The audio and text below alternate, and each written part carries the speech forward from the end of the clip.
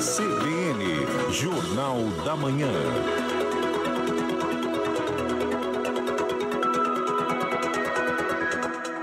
De volta com o Jornal da Manhã, e o assunto agora é segurança pública.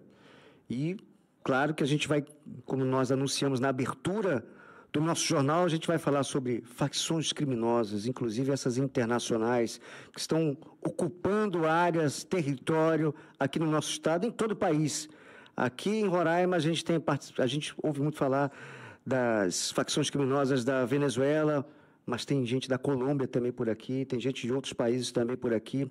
E para conversar sobre isso, a gente trouxe um especialista, o Coronel Francisco Xavier, que já foi comandante da Polícia Militar do nosso estado, que vai trazer para a gente esse assunto. Imagem aberta para mostrar o nosso convidado, Coronel Francisco Xavier, que já está aqui conosco. Bom dia, Coronel. Muito obrigado pela sua participação aqui no Jornal da Manhã. Ok, Luciano. Bom dia para você, bom dia para todos os ouvintes. É uma honra a gente poder estar aqui para tratar desse assunto tão em voga hoje no Brasil.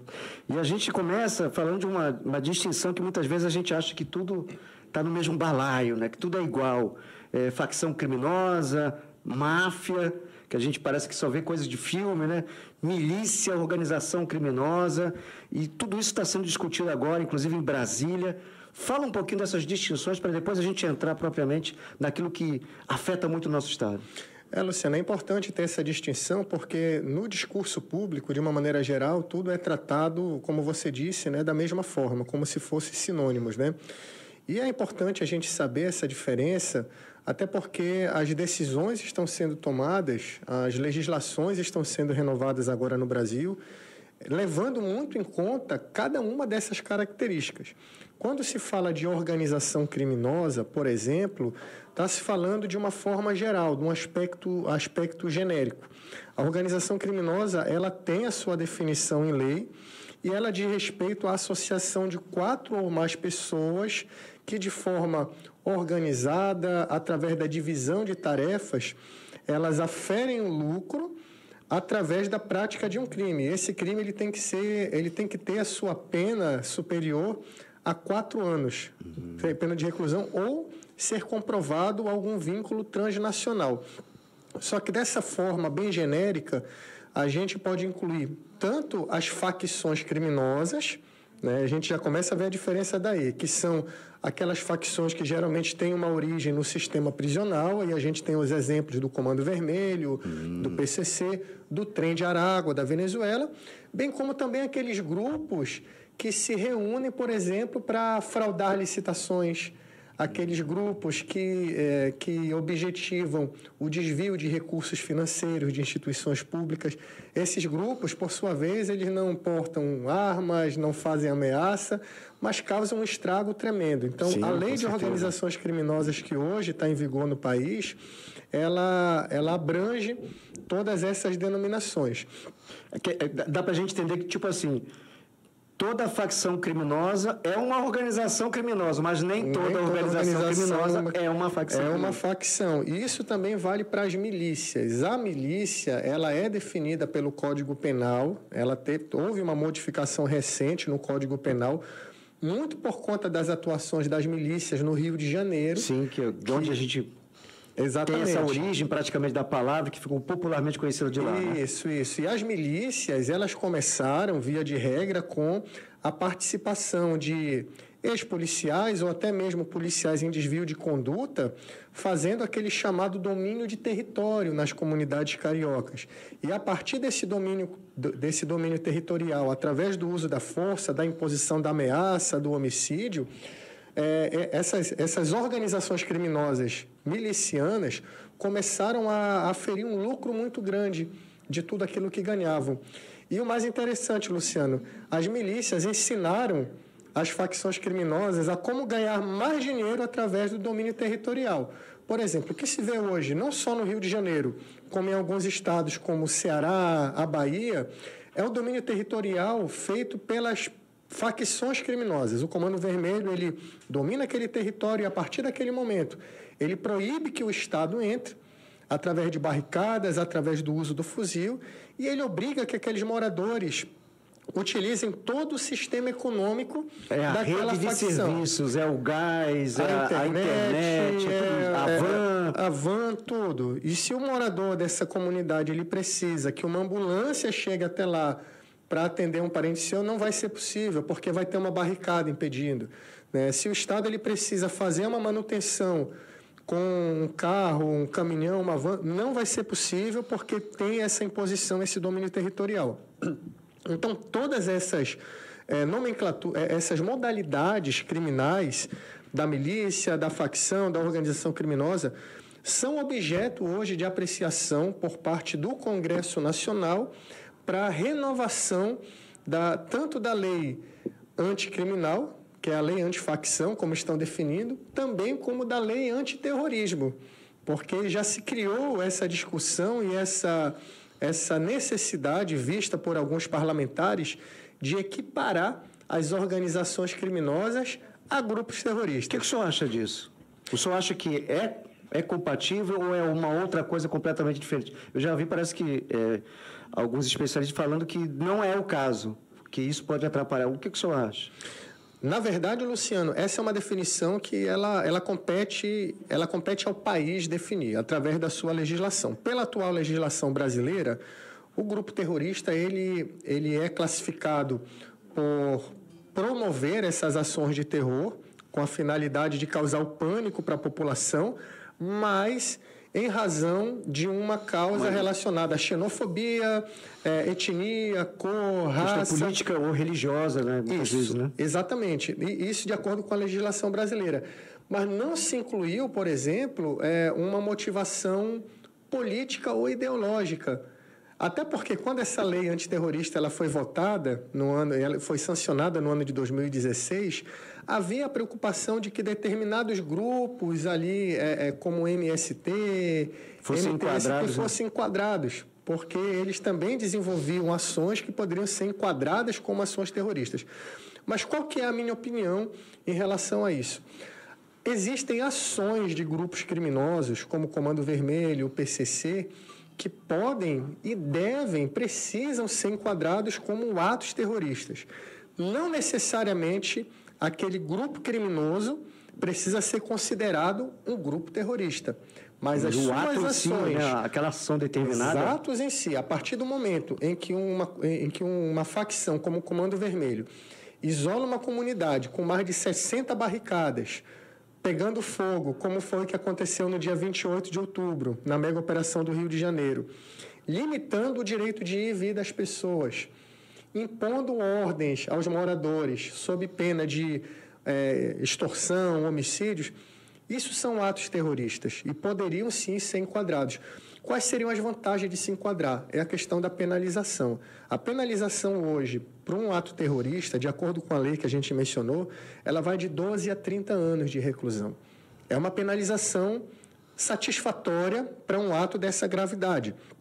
Se ele for enquadrado tão somente pela lei de organização criminosa, que é outra lei, ele vai pegar no máximo 8 anos. Começa com 4, né? Você fala mais ou menos com 4? É de 3 a 8 anos que é aplicado. Então, a gente vê, sim, a necessidade de uma penalização imposta de forma proporcional para que o crime organizado ele tenha um freio. E esse freio ele precisa ser dado, primeiramente, pela legislação. Uma legislação mais forte que consiga, de fato, fazer com que esses criminosos eles entendam que é um prejuízo para eles praticarem essas ações e que eles podem ficar presos bastante tempo para que essas ações elas não sejam reiteradas. Nesse ponto, sim, o encarceramento é necessário e isso vai de encontro a toda essa política de desencarceramento que a gente vê no Brasil. As lideranças das facções que ordenam essas elas precisam estar presas, principalmente incomunicáveis, e a gente tem um exemplo muito bom de incomunicabilidade no sistema prisional, que é o sistema penitenciário federal. O grande terror dessas lideranças hoje é serem mandadas para o sistema penitenciário federal. E a gente vê que há bastante tempo o Marcola, o Marcinho VP, lideranças do PCC e do Comando Vermelho, respectivamente, estão no sistema penitenciário federal. Eles continuam ainda liderando, sim, só que de uma forma muito indireta. Eles acabam tendo uma liderança mais simbólica do que propriamente efetiva dentro das suas facções, por conta dessa incomunicabilidade que é proporcionada pelo sistema federal. Preocupa muito a sociedade quando o senhor fala no sentido de que a polícia não pode entrar num determinado local. Imagina, a gente considera aquela coisa quase inconcebível. Como é que um grupo criminoso consegue dominar uma área e impedir que o serviço público, que a polícia entre? Então, eu me lembro até de situações, por exemplo, em Manaus, que você queria gravar uma reportagem num determinado ponto e o conselho não vá. Você imagina não poder entrar, né? Mas como eu não posso? Não vá. Não fique lá perto. Não vá para lá, não vá gravar a matéria lá. Se for para lá, entre quando tiver uma operação policial. Mas assim, não, aí a gente fica pensando, nossa. E a gente pensa no nosso estado de Roraima, que é um estado que a gente sempre... É aquela tranquilidade, né, de uma cidade que tem muita coisa, que tem quase tudo que grandes cidades têm, e tem aquela segurança, aquela sensação de segurança, tudo mais, mas que a gente fica preocupado agora com a presença dessas facções. Será que a gente vai chegar nesse ponto de não poder em determinado local? A gente já está nesse ponto? Como é que o senhor avalia essa situação? A sensação que o brasileiro, de uma forma geral, tem, Luciano, e o próprio roraimense, não é mais de que, quando ou será que o crime organizado vai chegar aqui com essa força? Não. O brasileiro e o roraimense, eles já pensam, quando que o crime organizado ele vai estar aqui no Estado, impondo essas regras que a gente vê sendo colocadas no Rio de Janeiro, no Nordeste, enfim. Nós temos uma discussão hoje muito grande em relação ao impacto do crime organizado na soberania nacional. E quando você fala isso, dá esses exemplos que são recorrentes no Brasil, da polícia ou do Estado, de uma maneira geral, não poderem entrar em determinados locais, isso é uma diminuição, é um ataque à soberania do país. Como assim? Uma instituição, ainda mais uma instituição fardada, que representa a manutenção da lei e da ordem, não pode entrar em determinado local, ou se precisar entrar, tem que ser através de uma operação. E aí a gente vê questionamentos como... Por exemplo, questionamentos que foram feitos em relação à arguição de descumprimento de preceito fundamental, que é a DPF 635, conhecido como a DPF das favelas. Ela foi proposta em 2019 para 2020, acusando o Estado do Rio de Janeiro de que estavam sendo violados direitos humanos durante operações policiais ocorridas na favela. Diante dessa denúncia, que foi feita inclusive por um partido político, que era o Partido Socialista do Brasil, o Supremo Tribunal Federal ele determinou que, doravante, as operações policiais elas deveriam ocorrer com uma série de determinantes, uma série de condicionantes para que os policiais pudessem, então, subir as comunidades e cumprir aquela operação policial. Por exemplo, câmeras nas fardas dos policiais, aviso prévio ao Ministério Público e ao Poder Judiciário. Então, uma série de condicionantes que, de fato, acabaram limitando a ação dos policiais naquelas comunidades. O que isso gerou, Luciano? Isso fez com que as polícias do Estado do Rio de Janeiro elas ficassem mobilizadas no enfrentamento ao crime organizado, fazendo com que aquelas comunidades, e a gente dá como exemplo os complexos do Alemão, da Penha, complexo de Israel, no Rio de Janeiro, se tornassem grandes resorts do crime. Tanto é que, durante a mega operação ocorrida no final do mês passado, diversos criminosos do estado do Pará, do Amazonas, do Goiás, da Bahia, estavam lá escondidos, e não só escondidos, colhendo o aprendizado, aprendendo numa espécie de intercâmbio como operar e como gerenciar o crime organizado. Virou refúgio de líderes de outros estados. Exatamente, né? Por isso. Por quê? Porque o Estado estava imobilizado, impedido de subir naquelas comunidades. Então, o crime organizado do Rio de Janeiro falava, não, venham para cá, podem vir para cá, porque aqui é tranquilo, é seguro, é garantido. Mas a gente não pode também se enganar, Luciano, no sentido de que isso começa a ser replicado em determinados locais do Brasil. Como a gente falou, estado da Bahia, estado do Ceará. Há 3 dias, o jornal O Globo, ele divulgou uma investigação do Ministério Público Federal e da Polícia Federal no estado do Pará, aqui do lado, no estado do Pará, ali no município de Acará e Tomeaçu, um conflito que começa a haver entre o Comando Vermelho e comunidades indígenas, pela disputa territorial. Agora, adivinhe em relação a quê? A exploração do dendê.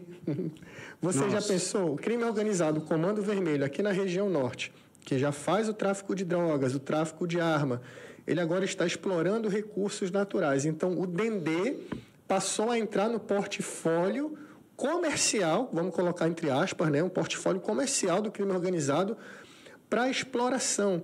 E isso começou a gerar uma disputa sangrenta no estado do Pará, nessas regiões, pela disputa desse território. Então, a gente vê o crime organizado, ele tem essa capacidade de adequação, de mutabilidade muito grande, ele sempre vai estar se adequando. Se a legislação ela impede de um determinado lado aquela atuação, o crime organizado ele vai se reinventar para que então ele possa explorar outras formas para obter o seu lucro. Ação semelhante a gente pode, e o senhor pode me corrigir se eu estiver errado, quando a gente fala de narco-garimpo aqui nas terras indígenas, onde já foi identificada a presença de facções criminosas dentro do garimpo ilegal, praticamente que tomaram conta e fazem por ali não só a questão da retirada de ouro, de minério, mas também o tráfico de armas, de drogas, utilizando essas pessoas. Trazendo isso para cá, isso é uma realidade nossa aqui também? E continua sendo uma realidade. Nessa mesma reportagem que eu citei do jornal Globo, também foi constatado ali, através do depoimento de lideranças indígenas da terra indígena Yanomami, que as facções criminosas, e no caso da reserva da terra indígena Yanomami, o PCC, ele voltou a explorar o garimpo naquela região. Quando a gente fala do narco-garimpo, é a junção da estrutura do garimpo ilegal com as facções criminosas. É quando o crime organizado ele passa a se utilizar da mesma logística para o tráfico internacional de drogas, através de pistas de pouso, aeronaves, armazenamento, ele também passa a se utilizar dessa estrutura e desse fluxo logístico para o transporte do ouro, para a exploração ilegal desse minério. Então, apesar do governo federal ter realizado uma ação de desintrusão muito forte, muito significativa, nos anos de 2023 e 2024, através da Operação Catrimani, por exemplo, houve uma evasão grande dos garimpeiros dessa região e do próprio crime organizado, só que há indícios e o próprio relato das comunidades indígenas de que essa exploração ela voltou a acontecer. E isso coloca em risco tanto a questão da sustentabilidade ambiental, como da própria sobrevivência daqueles povos indígenas, porque a gente vê uma exploração que é realizada através do mercúrio, que é extremamente danoso para as águas, demais, né? Contamina a alimentação. Os confrontos entre garimpeiros, que agora, em sua maioria, são faccionados ligados a essas organizações criminosas, com as comunidades indígenas. E o principal, eu digo como principal, não subestimando esses outros efeitos que a gente falou, mas que dá um grande lucro para o crime organizado, é a capacidade que a exploração do ouro ilegal faz com que os recursos do crime organizado sejam lavados. Há uma possibilidade de se lavar o dinheiro do narcotráfico muito grande através da exploração do ouro. Isso a Polícia Federal está atenta, há operações pontuais, por se tratar ali de uma competência da Polícia Federal em relação a ser um crime cometido numa reserva indígena federal, portanto, e sabemos que isso é objeto de investigação, mas há essa denúncia de que a exploração ilegal do ouro por essas organizações criminosas voltou a acontecer com toda a força aqui no estado de Roraima. Uma outra prova disso é o que o próprio G1 tem noticiado. Sim. Em relação às apreensões de ouro. Nos últimos meses são sequências quilos, barras de ouro apreendidos. Rodovias agora, principalmente. E de onde que vem esse ouro? Para onde vai? A mesma situação dos fuzis. Recentemente, ontem, inclusive, foi noticiado também pelo G1 que uma infratora, uma mulher que há 3 meses havia sido presa transportando 3 fuzis numa mochila e, segundo ela, esses fuzis eles iriam para a área de garimpo. Ela foi presa ontem também transportando uma quantidade considerada de drogas, de entorpecentes. Então, ela foi presa pelos fuzis, foi solta pela justiça na audiência de custódia, mas voltou a delinquir novamente fazendo o transporte. Então, ela, como muitas outras pessoas, também atua nessa condição de mula. Mecanismo todo, né? Isso, é o que no métier da atividade policial se chama de mula do crime. É aquela pessoa que transporta a droga, a arma, muitas vezes nem sabe para quem está trabalhando, mas está operando nessa linha que é o tráfico de entorpecentes e de armas também.